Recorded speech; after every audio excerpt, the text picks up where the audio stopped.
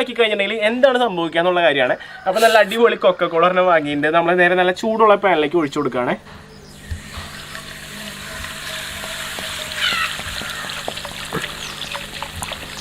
Okay, നമ്മൾ ഇത് എത്രയാണ്, 1.5 ലിറ്റർ സംതിങ് ആണ്.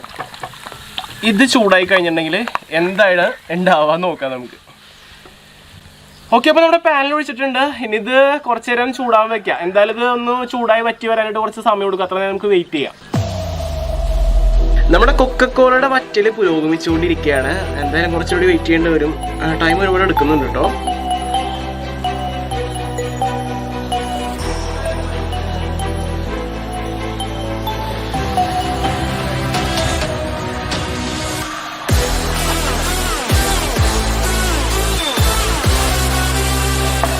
എനിക്ക് തോന്നുന്നത് വേറെ എന്തോ ഒരു അലുവ പരുവൊക്കെ എടുക്കുന്നു തോന്നുന്നുണ്ട്. ഇപ്പം നല്ല രീതിക്ക് പതഞ്ഞ് നിൽക്കുന്നുണ്ട്. നമ്മുടെ നോൺ സ്റ്റിക്ക് പാൻ ആയതുകൊണ്ട് നമ്മളിങ്ങനെ തള്ളി നീക്കുമ്പോൾ കണ്ട പദം മാറുന്നത് കാണാൻ പറ്റും. ഓക്കെ, ഇപ്പോൾ നമ്മുടെ കൊക്കക്കോളതേ നമ്മൾ ചൂടാക്കി ഈ ഒരു പരുവായിട്ടുണ്ട് കേട്ടോ. ടാറ് പരുവ ശരിക്കും കണ്ട ടാറെന്നേ തോന്നുള്ളൂ. ടാറ് നിന്ന് തിളയ്ക്കണ പോലെയുണ്ട്. ഇത് ആ ഒരു കുപ്പി മാത്രം കൊക്കക്കോള എടുത്തിട്ടാണ് കേട്ടോ ഇങ്ങനെ കിട്ടിയിരിക്കുന്നത്. സംഭവം നോക്കിയേ, ശരിക്കും നിന്ന് അയ്യോ, ഇതാണ് നമ്മൾ കുടിച്ചോണ്ടിരിക്കുന്ന കൊക്കക്കോളയിലുള്ള സംഭവം. കലക്കി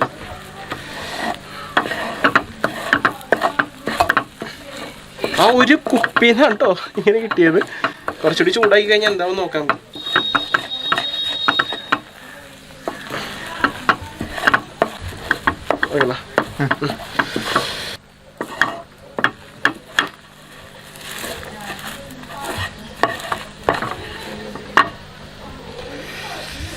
ഓ എൻ്റെ പൊന്നു,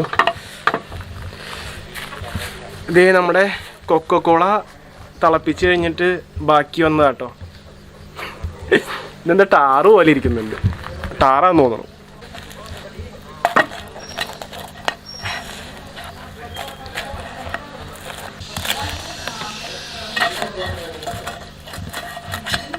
നമ്മുടെ കൊക്കക്കോള ചൂടാക്കി ഇത് ഈ അവസ്ഥയിൽ എത്തിയിട്ടുണ്ട് കേട്ടോ. ഇത് നമ്മളിത് ഇവിടെ നിന്ന് എടുത്താട്ടി തരാവേ. ഓ, ഇതാണ് ഇപ്പോഴത്തെ അവസ്ഥ നമ്മുടെ കൊക്കക്കോളയുടെ. ആ ഒരു കുപ്പി കൊക്കക്കോള എടുത്തിട്ട് കിട്ടിയതാണിത്.